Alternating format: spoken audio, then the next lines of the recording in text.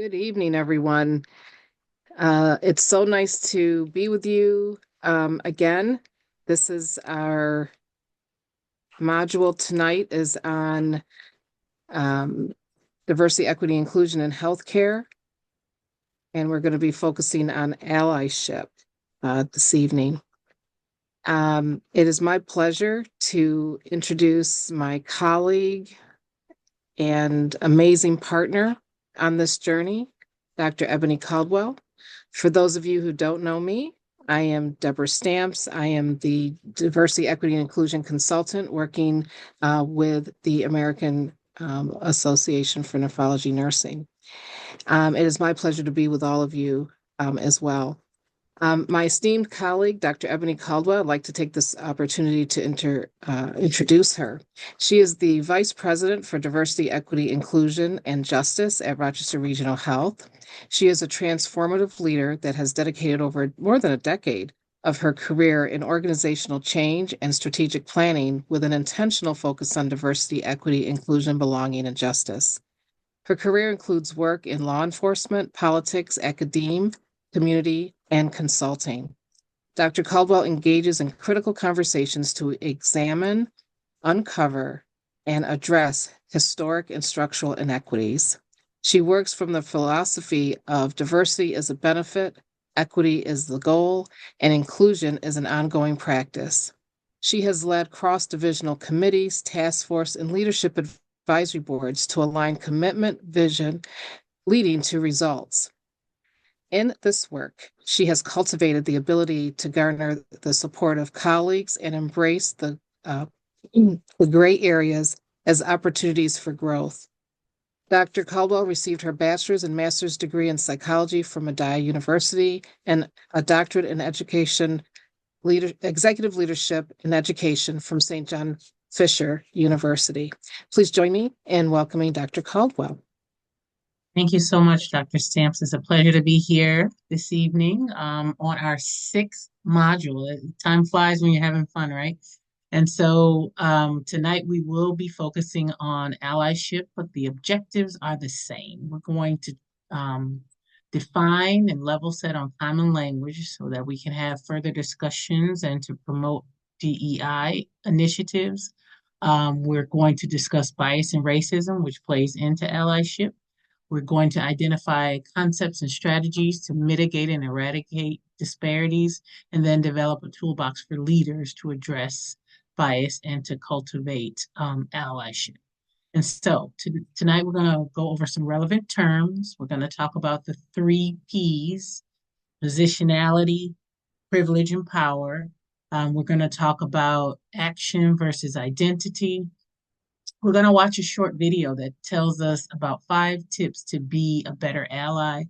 And then we're going to talk about the faces of allyship, summarize, and then we'll have some time for questions.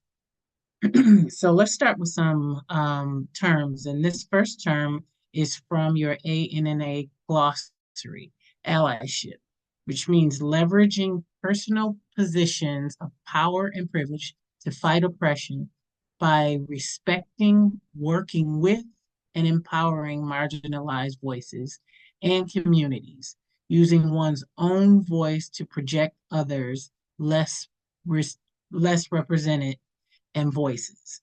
And so this really means we're stepping back to support marginalized communities. Sometimes I always say the best way to be an ally is sometimes to give up your own seat. When I don't have a seat at the table, or when a marginalized person doesn't have a seat at the table, the best way we can be an ally is to allow their voice to be heard at that table. And a couple other definitions that are important to this work is positionality, which is the idea that a person's social, historical, and political and cultural context shapes their identity in terms of class, race, gender, sexuality, and so on. Positionality also describes how identity influences and potentially biases our understanding of our outlook of the world. So positionality is really going to help is that philosophy or understanding of where we are in the world, and that's how we understand the world from where we're positioned. Power is the ability to influence and make decisions that impact others, and that includes access to services, resources, and goods, and so much more. And you can have positional power in an organization if you're a leader in that organization, or you can have relational or situational power where you have access to influence people, decisions, policies, and more. And then finally, we have privilege, which is that unearned benefit of a membership in a group. Privilege also increases our access to social, political, and economic and psychological benefits.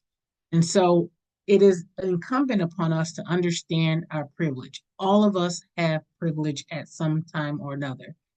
And so we really need to understand what it is and how our privilege um, may color the way we see the world in different groups and different situations. And so this is a great graphic here where it talks about checking our privilege. Privilege, again, is unearned access to social power based on the membership of a dominant group. And so, are you in a group where you have privilege? If you're cisgender, which means a description of a person whose gender identity, gender expression, and biological sex are all aligned. So, cisgender has privilege because the world is made for cisgender folks instead of transgender folks. That would be the non-privileged group. And when we talk about privilege, by definition, if someone is privileged, then that means someone else is not. Able-bodied, that group is privileged because we have people who are disabled. And so that is a privileged group. Heterosexual is a privileged group. Male, white, if we have a higher social class, that's a privilege, and Christian is a privilege. And so we need to know what our privilege is in order to make sure that we're not abusing it, but using it responsibly to be an ally. I also want to make sure that we understand that privilege isn't about what you've gone through, it's about what you haven't had to go through, right? And so I often hear people say, well, I grew up poor, I grew up in a single family, single parent home, but it's not necessarily about your circumstances, but it's about that social and political capital that you have because of the way society has structured our the way our society is structured. And so there are some groups that are just unprivileged or not don't have privilege because of the way society has put us into boxes. And so it doesn't mean your circumstances, but it means the way society has positioned us all. Um, the next thing is we want to make sure that we understand that allyship is not an identity to be obtained. So when we think about allyship, we really want to understand that it is an action and not an identity. So people often claim they are an ally because they've challenged a sexist joke or attended a pride parade or maybe even shared the latest social justice hashtag on Instagram. However, while these are valuable things to do, these are one-off moments to claim, or they aren't one-off moments to claim or say that we are allies. Um, Allyship is a verb and an ongoing practice that is based on our continual actions. So instead of saying, I'm an ally, maybe it's better to say, I'm working in solidarity. So it's not something that we can do one time and then it makes us an ally. So it has to be ongoing. So we are continually working at this practice of solidarity to exhibit allyship. For example, I'm currently operating in solidarity with people who are trans or gender nonconforming or non-binary by advocating for gender neutral washrooms. Okay? Another way to think of this is instead of saying I'm an ally, maybe we try saying and reframing things to help us as people striving to be allies, describe something that the label ally does not. It undeniably is an action. So another way of framing our actions is I'm using my privilege to help by, or I'm demonstrating my commitment to end whatever we're trying to end by, or I am showing up for a marginalized group in the following ways. These are examples to show allyship is an everyday practice and it's never ending. So we really want to, as much as we can, lean in to allyship. And so we have a little video we'd like to show you about 5 tips to be an ally. So Deb, are you ready? Dr. Stamps, are you ready? Yes. Okay. Do you need me to stop sharing for you to do it? No, I think we're good.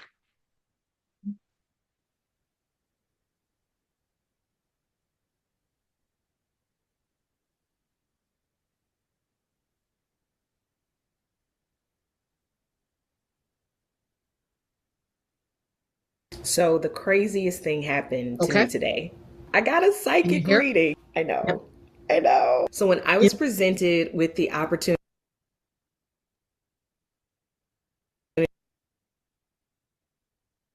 to have a reading done by the team at California Psychics, I'm not gonna lie, I was hesitant. But I will say I do respect the fact that Deb, there are those who have. Hey friends! So I'm trying something different with my setup, and I don't know if it's working, but you will deal. Imagine your friend is building a house, and they ask you to help, but you've never built a house before. So it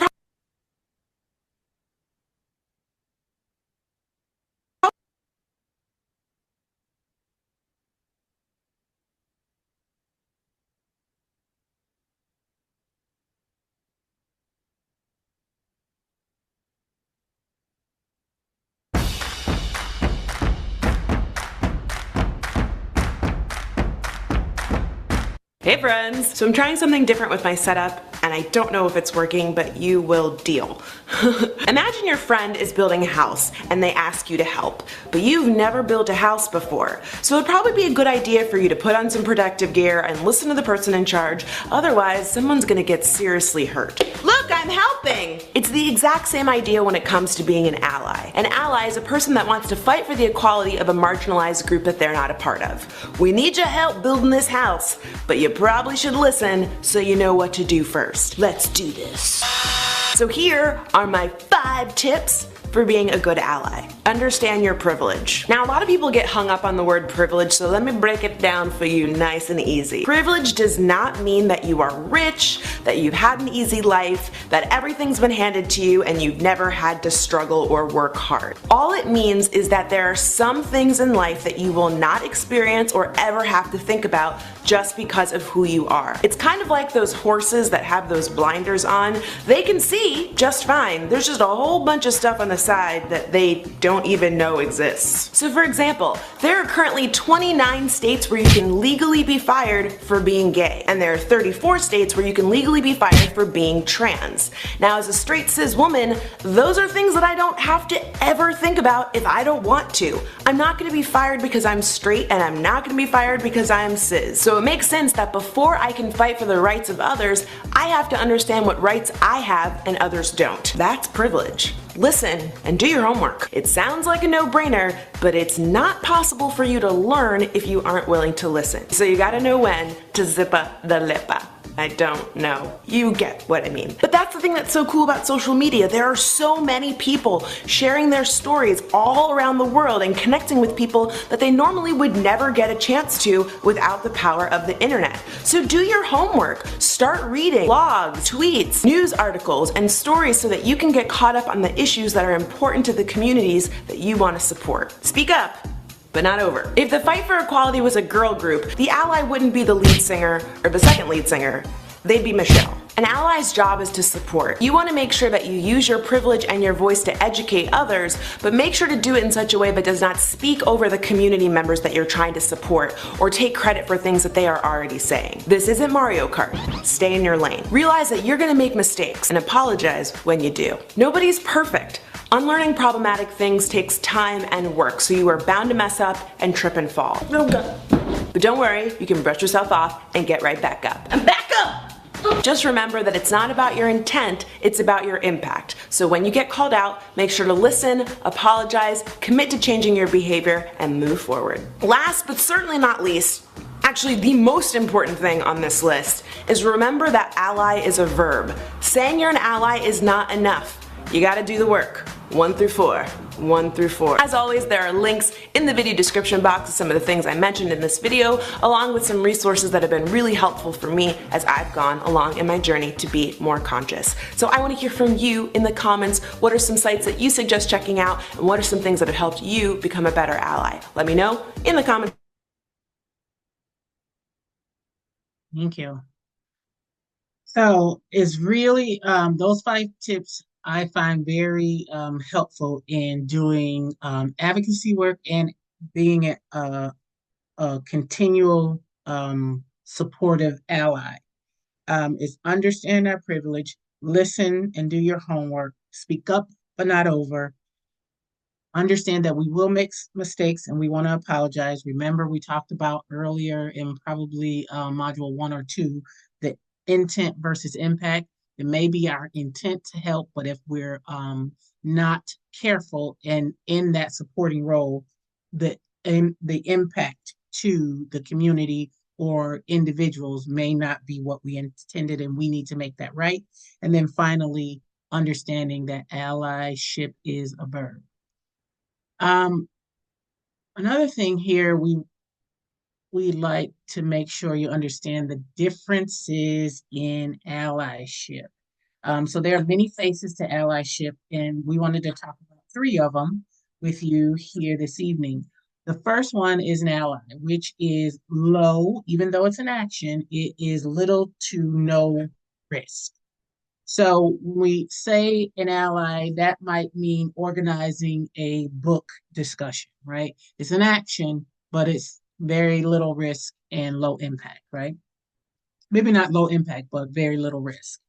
And then an accomplice is going to be a level up. So we're going to have a little bit more risk, and an accomplice would be something like using the takeaways from the book discussion and making them into action items. So what was discussed in the book discussion, maybe taking some information that was said by the community to really try to put it into action to better serve this community from that book discussion in collaboration with folks from that community. Little bit more risk, but not quite a high risk. And then a co-conspirator, which is the high risk, which is the highest level of allyship, is really forming meaningful relationships with colleagues or with community members from historically and marginalized groups, so that you can listen and learn from them and walk alongside of them while they're doing the work.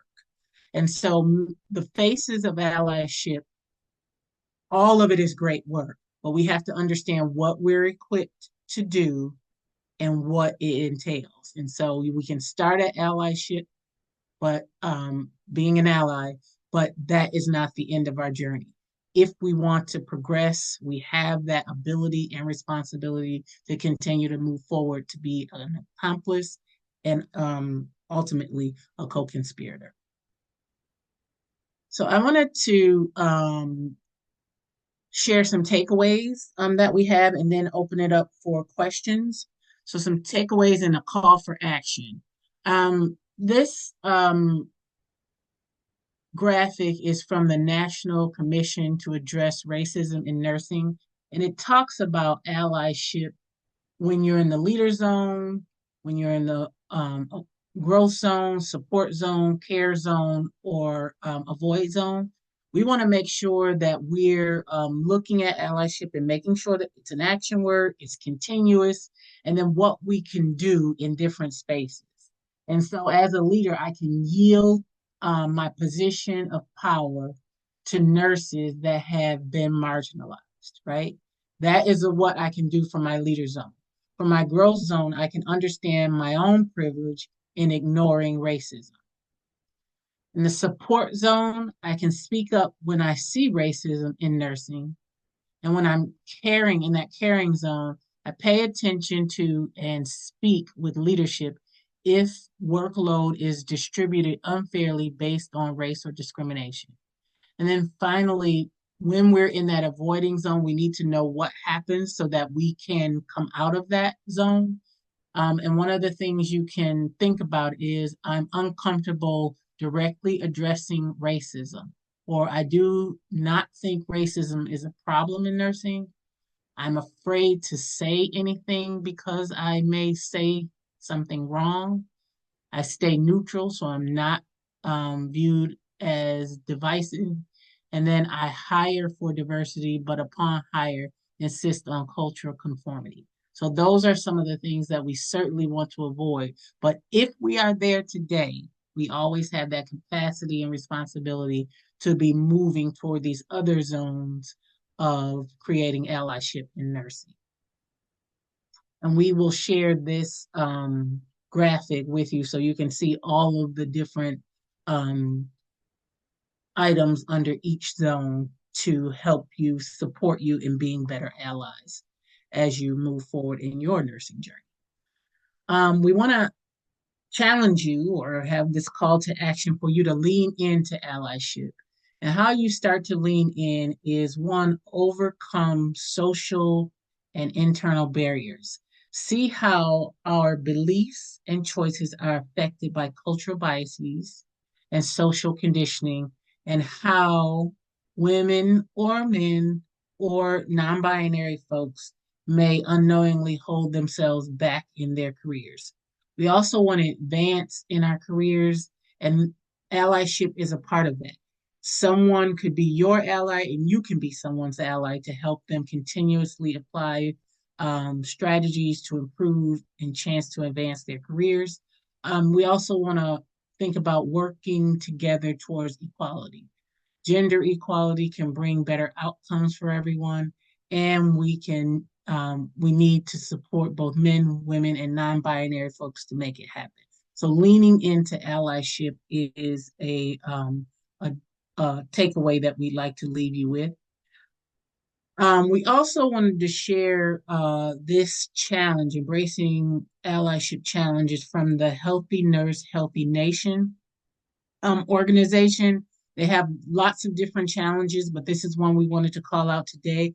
As a nurse, you are no stranger to advocating for well-being of your patients, but it extends that advocacy to colleagues, especially in the face of discrimination and bias. And it's just as important. And so this is a challenge to become a better ally in your nursing practice and to help create a workplace culture where everyone feels valued, respected, and supported. And so you can go to Healthy Nurse, Healthy Nation to sign up for the different challenges that we have, and we encourage you to do that. And then we encourage you to sign up for the Association of American Medical Colleges Ideas, which is Inclusion, Diversity, Equity, and Anti-Racism Learning Series, which provides actionable information about DEI series strategies that you can put into practice to become a more effective and successful leader, educator, and a member of your academic or leader of your profession. So they have one more session left in the series, which is Ally Showcase. institutional programs to support allyship on December 11th at 1 p.m. If you go to the website, and we will share this with you as well, you can sign up for this session for free. And then finally, before we open up for questions, I just wanted to leave you with this. Be mindful of which voices are missing from the table. Seek out and amplify those voices. Always ask yourself who's not at the table. And if you can bring them to the table, that's even better. But if they are not at the table, if we want to be great leaders and great allies, we want to seek out and amplify the voices that are not at the table. Dr. Stamps, you want to lead us through some questions? Are there any questions for us this evening? First and foremost, thank you so much, Dr. Caldwell. I always get some inspiration and new knowledge every time I hear you. I thought that video was great. 5 short tips. And it's things that you think about, as you think about, we already do in so many ways, but it's that intentional action. Yes. And I love the fact that allyship is a verb. It's not just a thing who we are. It's not about just being an ally. It's about taking that intentional action. Right. Absolutely. And so I truly appreciate your expertise and your teachings. Let me see if there's anything in the chat, or if there's any questions from the attendees. Feel free to put it in the chat. You can come off mute. We'd love to hear from you.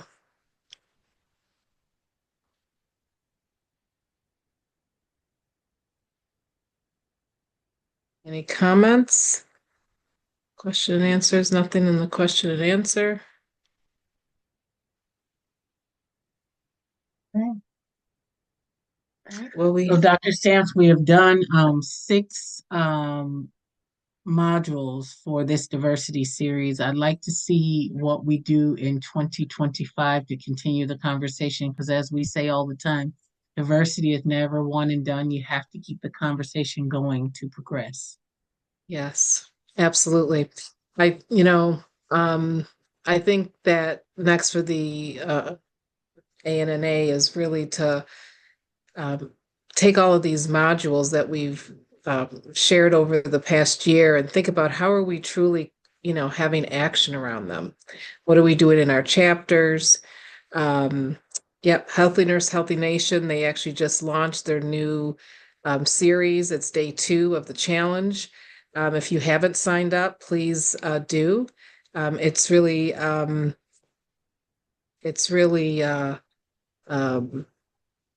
it does push us, should I say. And Yes. It's more than just health and wellness of yourself. It's also, helping that to be a healthier environment for all of us. We do have some questions coming in. This is wonderful. But I think we want to continue the dialogue and the education and training, and we'd love to hear some things from this group. And we will ask other members as well. Are there topics or concerns into 2025 that you'd love to hear more about? So the Healthy Nurse, Healthy Nation is a really great opportunity for nurses. You can actually get that right from the ANA website. You can sign up there. And just for those that are on tonight and listening in the future, the ANNA is actually an affiliate member of the ANA. And so it's really awesome how we are sharing our resources between organizations. So we do have a question in the chat, or a statement that this is very challenging. I love the part about just apologize and try again. Yeah. And so I like to stress in almost every training that no one's going to get it right 100% of the time. We do this work every day, and I still make mistakes. So it really is about that authenticity and respect, and realizing, hey, we don't know everything. That's what cultural humility is about. You can't know everything about everyone.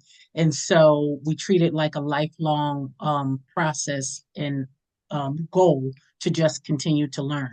And so it truly is about being authentic and a little bit vulnerable to say, hey, I don't know everything, but I'm trying and I want to learn. So, Absolutely. Absolutely. And that's where we've actually moved from a competency model to humility. mhm. Yep, It's not a absolutely. once and done training and you know all there is to know. Yep. So Yeah. awesome. We have another statement in the chat. I support DEI, but am concerned about the future with the incoming administration's focus on eliminating and even punishing those um, who embrace it. I recognize this is a vast area, so understand if you don't want to address this. No, so I Have to. recently just heard a speech which really resonated with me, and one of the two of the takeaways from that speech was that it's about the work, not the words, right? In healthcare, in nursing, we're about taking care of the patient no matter what their background is, right? And so that's in essence DEI. We don't need to call it DEI, we need to call it healthcare, right? And so as long as we're doing the work, the words really don't matter. Um, the other thing is we talked about the in the speech they talked about diversity and division. We're as diverse as we've ever been, and we're the most divided that we've ever been, which shows us if we don't do some work, if we don't do this work, then we're it will only get worse for us. And so this work is needed no matter what we call it. So it really is about humanity. It's about respect. It's about welcoming, about being welcoming and affirming to all, because we all are living in this same space together. And we have to, continue to live with one another. And either we can do it the hard way or the better way. Thank you so much. And it's really a time that we really have to come together. We have to Yes. collaborate. There's no more swimming in my own swim lane. It's Yeah. really about, as a leader that I used to say, stack hands. Let's come together and stack hands and ensure that we're caring for those that need the care, that we are supporting those that are providing the care. Um, Yes. it doesn't change. We just have more information now, right? Yes. We're aware of the disparities. We're aware of the challenges and the biases. We now know that we have them, and we know that we have to ensure that we're slowing down when we need to, so that we can make the best decisions for the care of the people that we're caring for. Yeah. And when you say stick together, it reminds me of a quote. First, they came for the communists, and I did not speak up because I wasn't a communist.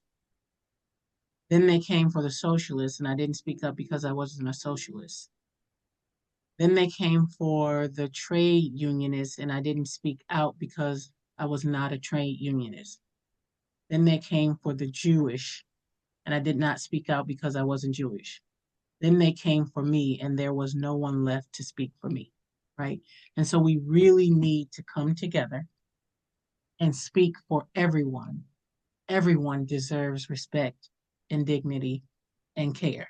And that's what we're here to provide. Thank you. Excellent.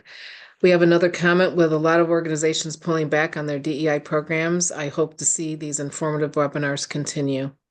Thank you. We as well. We're actually going to do some planning with the DEI committee and see what's next on the horizon. Because at the end of the day, we're caring for our patients, and that's really what really matters right now. That we don't leave anyone behind, and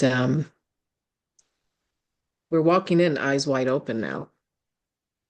And I think that's the difference this time around. But the intentional work continues. Dr. Kalba, I want to thank you. I want to thank all of our participants. Great dialogue tonight in the chat. Oh, you know what? We have a question in the Q&A. Hold, please. Okay. Oh, please expand on the Healthy Nurse website. Let me see if I can bring it up as we do that. Let's see. So they have multiple challenges that you can engage in. But we called this one out because it aligns with the topic we had today. Right. And it reminds me of that United Way challenge, where you get an email every day and it gives you something to read, something to, oh, great, we're bringing it up. Yes. Something to read, something to watch, and then something to do in order to raise your awareness and help you engage just a little bit more in whatever task that you are being challenged to do. And so they have a lot of great challenges going. So on Deb, I can't, it's not allowing me to, but if you go under challenges, I think I'll tell you. And I know the Allyship challenge may be over this year, but they have a lot more, and they will repeat the Allyship challenge next year. Yeah. Yeah, they just started a 10-day challenge. They start and stop them throughout the year. So it's not too late. You can join now. Yep. If you just put in Healthy Nurse, Healthy Nation 2024, and it will bring you right to their website. And right now they're in the midst of their Building Meaningful Connections challenge. Yes. And once you register, you'll be in there for life. So don't worry. Great. Excellent. Excellent discussion tonight. Thank you all so much. We will continue this dialogue into 2025 and beyond. And again, thank you. Thank you, Dr. Caldwell. And just want to wish everyone happy holidays. Be safe, be warm. It's getting cold out there.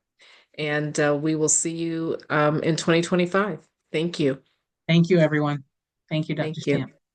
Thank you.